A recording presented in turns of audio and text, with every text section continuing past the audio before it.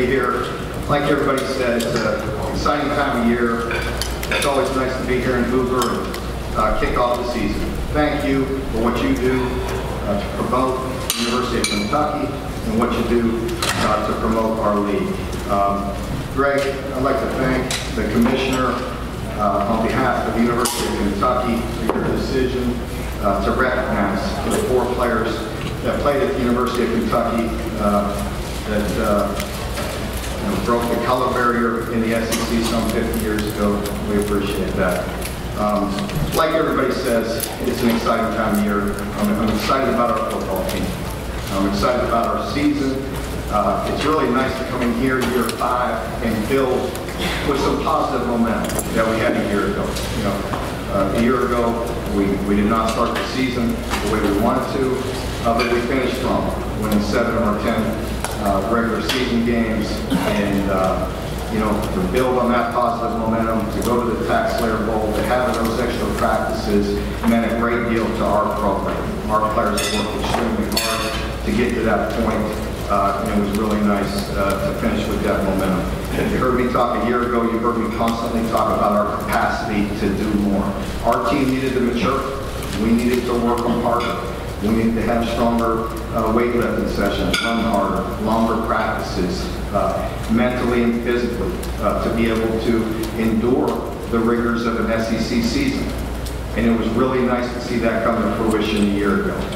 For us to finish the way we did, culminating with a big victory against the Heisman Trophy, winning quarterback, our arch rivals on the road against a ranked opponent, beating Louisville to propel us to the Tax-Slayer Bowl. So that was a really, really exciting time for us. This year, much the same. We feel like we have an experienced football team. We're returning 17 starters. We have 9 on offense and 8 on defense, and the maturity level of our team's getting better. They can handle more. So it'll be much the same this summer, push them harder, and be more consistent. I think that's the big thing with our program is consistency, our attention to detail. Our players are doing that, and we're ready to take it to the next level. Again, each and every year I've been here, we talk about build, select, develop. And that's building a winning culture, selecting the right players, and developing them, and having intentional development plans once they get on campus. I can't think of a better example than the 3 players I have with me here today that you'll get a chance to spend some time with, but they're really embody what we're looking for at the University of Kentucky as quarterback Stephen Johnson, safety Mike Edwards, and linebacker Courtney Love. They're incredible players, but they're even better people, and they're great leaders. And again, we're very proud of those guys. And I'm excited for you to get a chance to spend some time with them here in a little bit. Our staff, I'm very excited about our staff. For the first time in a while, it's really nice to have our offensive staff come back completely intact, continue to build on some of the good things we did a year ago. I was very proud of the way we adapted. We lost our starting quarterback the second game of the year, came in with a backup who was here with us today, and again led us to 7 victories down the stretch. And I really starts with Eddie Grant. I really appreciate Eddie. He's a seasoned veteran. He spent a lot of time in the SEC prior to coming to Kentucky. And Eddie's a great person. He's a great X and O guy, but more important, he's a great leader of men in developing these young guys and developing an attitude on the offensive side of the ball. I'm very proud to have Eddie with us, along with his co-offensive coordinator, Darren Henshaw. Again, I just mentioned it, but Darren did a heck of a job with Stephen Johnson to put us in a position to be successful. Along with the rest of the offensive staff, very proud of those guys. Also on the offensive side of the ball, I got to mention our recruiting coordinator, Vince Morrow. I'm proud of our entire staff, the way we recruited, but Vince heads up that effort. He's done a great job in Ohio. We're really stepping up our recruiting, and Vince is a big piece of that, so we appreciate him. On the defensive side of the ball, we have promoted Matt House to defensive coordinator. It'll be a lot of fun for me. It already has been. It'll be a collaborative effort with myself, Coach House, and the defensive staff. to tweak our defense. We'll be much the same. We'll continue to build on the good things that we've done, but we'll also strip it down and start over in certain areas. And I'm excited to work with Matt. And we have 2 new additions on the defensive side of the ball. Derek LeBlanc will coach our defensive line. He's already improved them. I like what I've seen in preseason, what I've seen in the spring ball. And he has a big job. We all know we need to improve. That's one area where we need to improve. And I'm counting on Derek and our defensive staff and all of us to get those guys to play at the level that we expect them to. Also the addition of Dean Hood. Dean will coach our outside linebackers and special teams. Dean has a wealth of experience. He's been a head coach. He's been a defensive coordinator. He's another seasoned veteran. Very proud to have Dean on our staff. He also knows the state of Kentucky. He's been the head coach in Eastern Kentucky for quite a while. So very excited to have him and his expertise. So it's an exciting time. Our players have worked extremely hard. I really felt like I just mentioned our consistency through the winter. We're more mature, we're a stronger football team. Things are going exceptionally well in the summer. We're optimistic, we're excited, and we're ready to get going. So with that, I'll be glad to open it up for questions. Thank you, Coach. If you have a question, please raise your hand. Bridget Chase Joseph will get to you with the microphone. Please, if you'll give your name and affiliation. Start over here to our left, Coach, in the second row with Bob. Hey, Coach, Bob Fuldarty, South Democrat Gazette. You alluded to Stephen. I mean, how much did he surprise you last year? And just what are you looking for from him moving from last season to this season? Yeah, we're very proud of Stephen.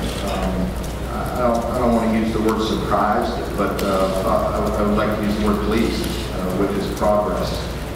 He got thrown into the fire, getting thrown in to the fire of the swamp when Drew Barker got hurt is not exactly the way you want to go into it. But the great thing about Stephen, and you'll get a chance to visit with him, is he has a great demeanor about it. He's never too high, never too low.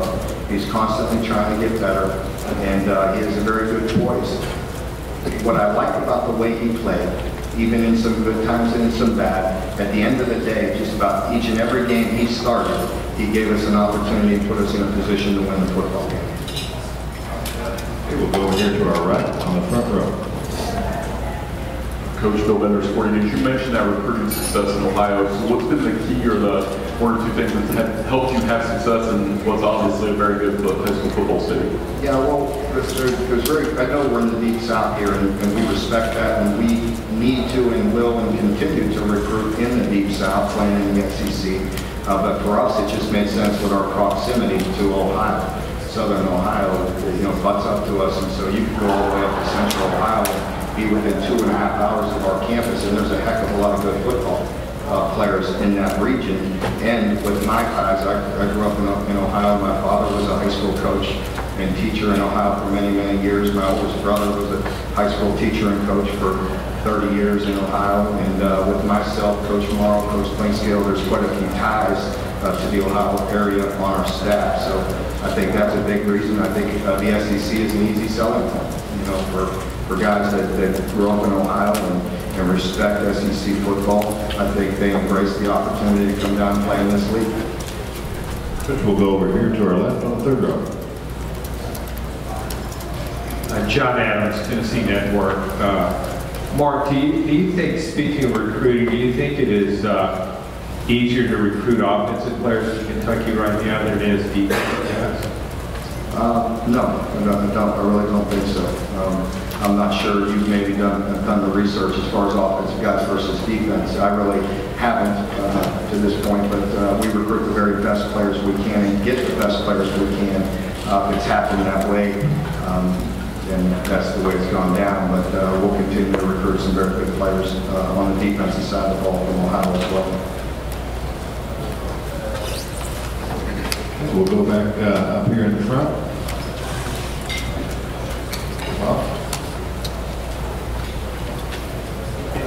I was wondering if you could elaborate some on Stephen. I mean, what makes him a really good quarterback?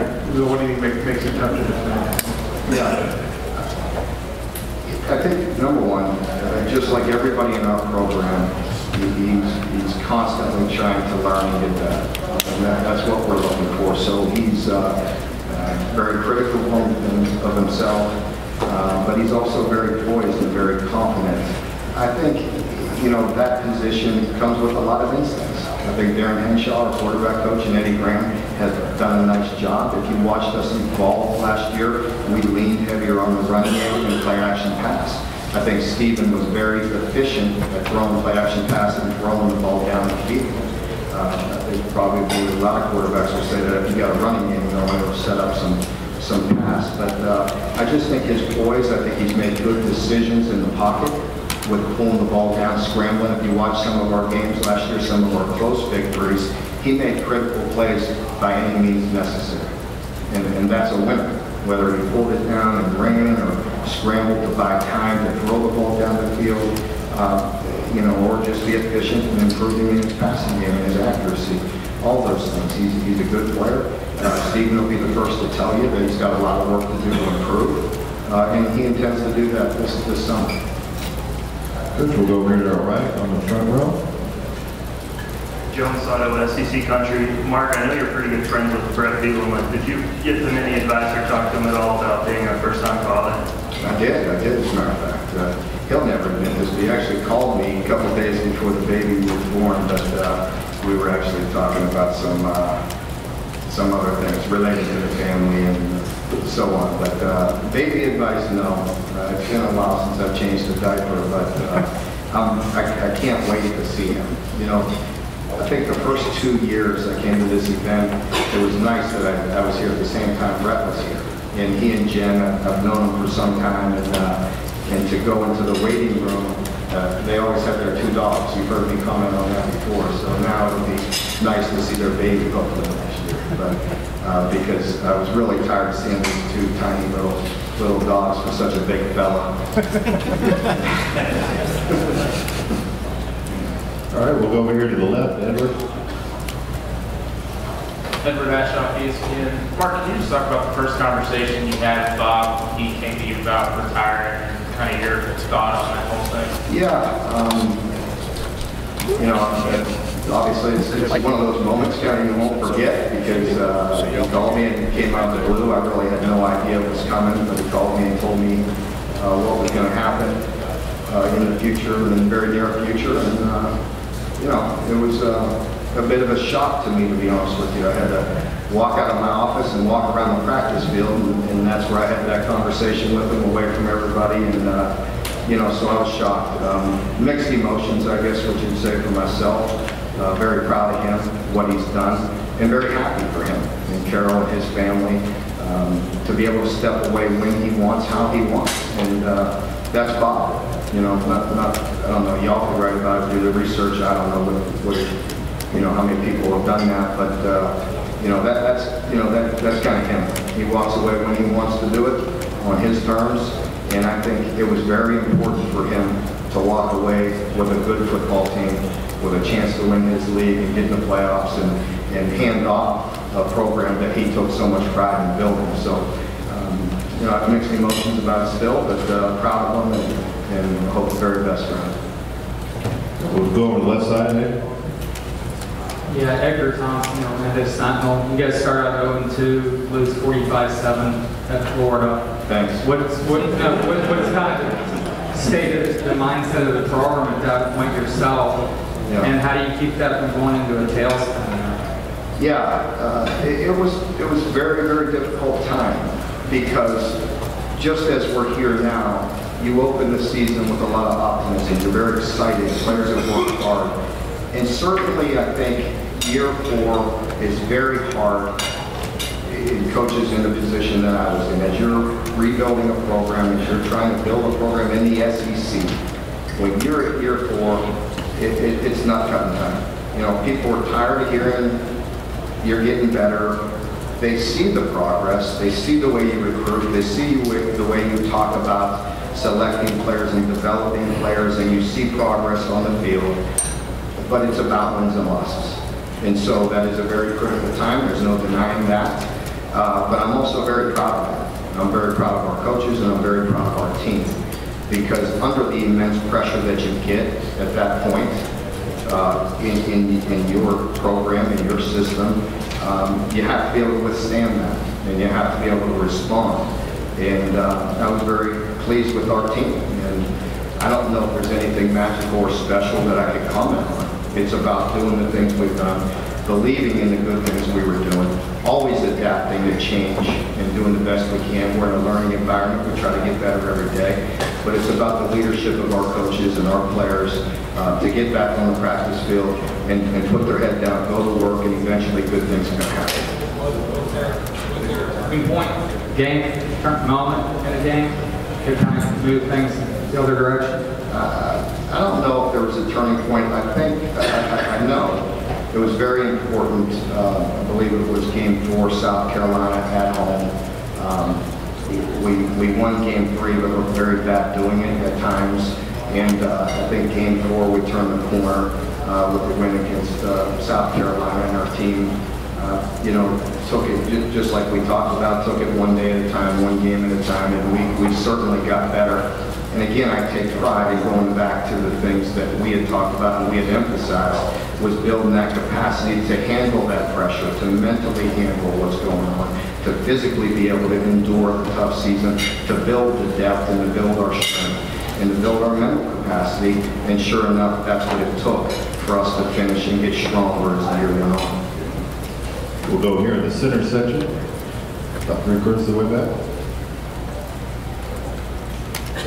John Prairie, CBS Sports from St. Augustine, Florida. Coach, I just wanted to ask, just to follow up with the Florida question, are your kids aware, I know it's been like 30 years since they beat Florida, and how close are you, not just to Florida, but overall in the SEC East, how close do you think you are to contending for the division?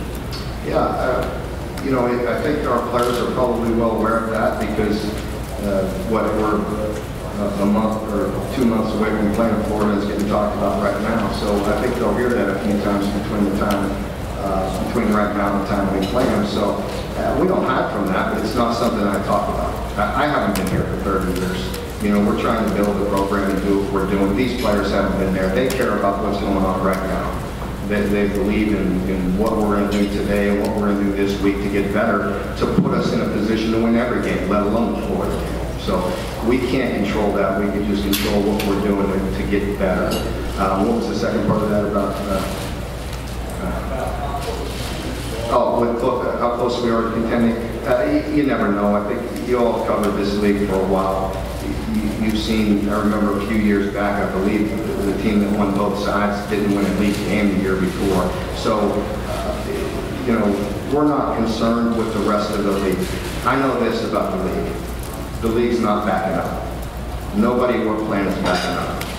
And we're certainly not backing up. We're worried about us getting better to put us in a position to contend each and every week. Coach, we'll go over here to our right alongside the aisle. Yeah, Mark Stoops from WDRB in Louisville. What did beating Louisville in the regular season game of the year, how did that translate into the off-season for your team? Positive momentum. It was very important. I make no bones about that. We've talked about it. We needed to get better as a program to put ourselves in a position to win that game. Ironically, if you look at the two games prior to this past year, we were in better position to win the game and couldn't finish it, couldn't win the game. Last year, it was a little bit of reversal. So it's a rivalry game. We have great respect for Louisville, but we're getting better. It's important. That win was important to our fan base. Our fan base has been patient to some extent, but they've waited a long time. And I take great pride in being the head coach at the University of Kentucky. I take great pride in trying to deliver for our fan base that has been starving for a successful, consistent football team for a long time. I think they respect the process in which we're going about it right now, but a win like that certainly helps for our fan base. I know it helps for our players. Our players deserve it because they've worked extremely hard. They've paid the price. We put ourselves in a position to win that game, and the ball bounced our way that day, and we're going to continue to get better. Coach, we'll go over here to our left alongside the wall. Gary Smith from Florida Union. Coach, this may not be something the coaches concern themselves with while the game's going on, but there is an effort in a lot of different sports to shorten game times. And the SEC league announced the other day they're going to do some administrative things to try to shorten the window a bit, but they're not going to do any rule changes such as not stopping the clock after first downs. I wonder, first of all, do coaches kind of sweat about that possibility in the future? They really dread it. The other thing is if there were rule changes made, does college football have to be like the NFL in that respect? Do you think you've got a game that's played by a little bit different set of rules, make it unique, and you want to keep it that way? No, I think definitely our game is much different. If you think about the NFL, their season is so long. Their games are shorter, but they also don't have as many players on their roster as we do. So I think that's a totally different situation with the leagues. As far as my opinion on it, I'm all for it without changing the time, as you mentioned. I think if we could be more efficient at leaving the sidelines, have quicker reviews, maybe not as many long TV timeouts, which we all know that revenue is very important. So there's a balancing act that I'll let the people above my pay grade make those decisions. But if you're just asking me about the time of the games, I think I would be in favor of it if you're talking, 15 minutes or so without, changing the structure of a football game. I like the way it's played right now. Coach, we'll go over to our right side, about 3/4 of the way back. John Curry. Mark, how have you seen Courtney Love improve over the year as he kind of wore off some of that rust from the transfer season? Well, he's getting better with every opportunity, again, because Courtney's one of those guys that's extremely important to him. And what's so unique about him is it's so important to him because it affects other people, not about himself. He wants to be successful because he wants his team to be successful. Anybody that has a heart like that is going to get better and play to the best of his ability. And I can't tell you the effect he has on our football team, not only between the white lines, but when we're off the field. If you have a question for Coach, raise your hand. There's another one up here in the front. Second row. Mark, you guys have a lot of starters back. How do you feel like you can build on the strong finish you have and moving into this season? Yeah, it gives us an opportunity if we do all the things necessary that I talk about every day. And as I tell our team, if we attack every day, I said that the first day I was on campus, my first press conference, we're going to attack every day. That was my mantra from day one. We're going to continue to do that. You don't hear a lot about it because we haven't been relevant enough in the SEC to this point. We're gaining on it, we're getting better, we're getting in a position to compete for the East, and our football team deserves that.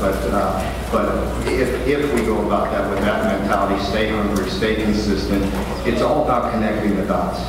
And our players are starting to understand that. You can't go from 0 to 60. It's connecting the dots, doing the things necessary, and being consistent and being redundant with that to put yourself in a position to win games. As we're talking about the Florida game, it's about what we do this week. It's about how they attack this week as we're getting into critical moments here in the dead of summer. How hard are we training? What is our attention to detail? What's the leadership like when coaches aren't around? As we improve in that area, we'll improve with wins and losses. Okay, we'll go back over here to the right side along the near aisle. Mark, John Clay, Lexington Herald Leader. With regards to the new rule about how far coaches can go out on the field, will you have a give back guy, and how aware will you have to be? Coaches in general have to be about that rule going into this season. You have to go there, John. I'm not the only one. Yeah, I think it's important. I think it's important to have somebody, yes, to monitor me. It's been habit for us, to be on the field. Certainly, as I'm involved with defense or trying to get a hold of personnel or, talking to the defensive guys, that's when you seem to be out there more than just, trying to dispute a call. But that's going to be a rule change that I know I'll have to pay attention to, yes. Other questions for Coach? We've got one towards the back.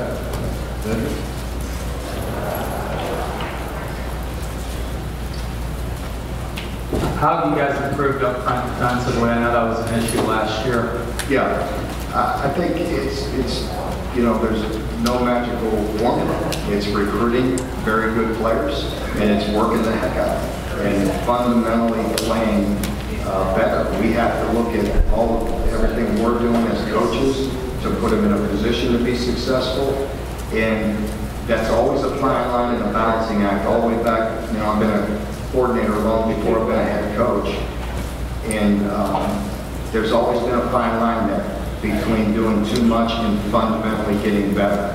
And I've always been of the belief to just do what you do and get better and better and better at it, and fundamentally play the game the way it's supposed to be played.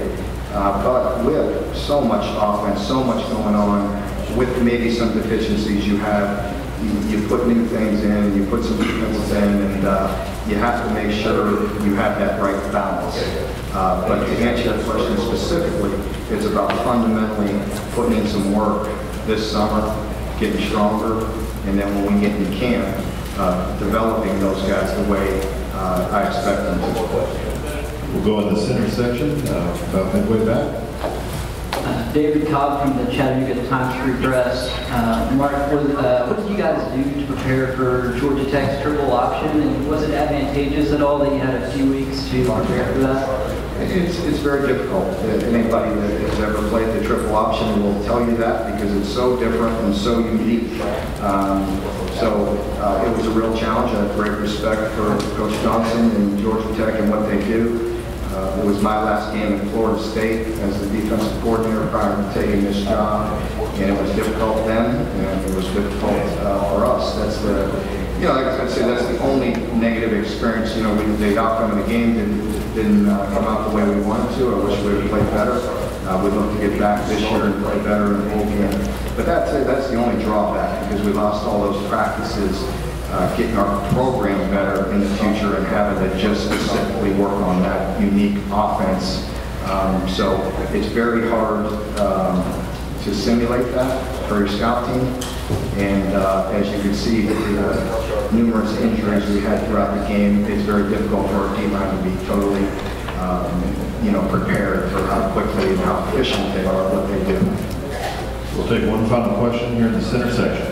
Ross Gallagher with the Advocate. Mark, I want to get your thoughts on a couple of things. First of all, the blocking of transfers by head coaches when the players go to transfer, blocking them from certain schools. Just your thoughts on that and how fair that is, and you see it maybe changing the rule.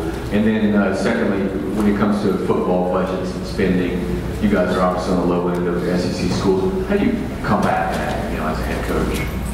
Yeah, I think with the transfer rule, if a player wants to transfer because of academic reasons and go to another school, if they graduated and you don't offer the program that they want, then let them go. Let them go to the school that they want. I think there's within our league, I think us coaches don't want the transfers to happen within our league, just simply because it's just getting to be free agency. If it's about academics, then by all means, go further your education in some school. And I think there's plenty of schools outside of the SEC that they can further their education. I might suggest that if they want to transfer for academic reasons, maybe redshirt them and give them 2 years. Make them redshirt that first year and play the next year if it's about academics. Let's help these guys. Let's give them 2 years. Just make them sit out so it's not free agency. It's an opportunity for them to further their education. So let's help them out and redshirt them and make that school pay for 2 years to play one. And then the second part of that about combating, it's an arms race that it's very important. But I pick and choose our battles and what's important. And all of us schools are unique to our situation, and we play within the rules that are provided, and we're doing the very best to get up to par in all areas within the SEC. Certainly, I think if you look at personnel, I would agree with you that we're far behind.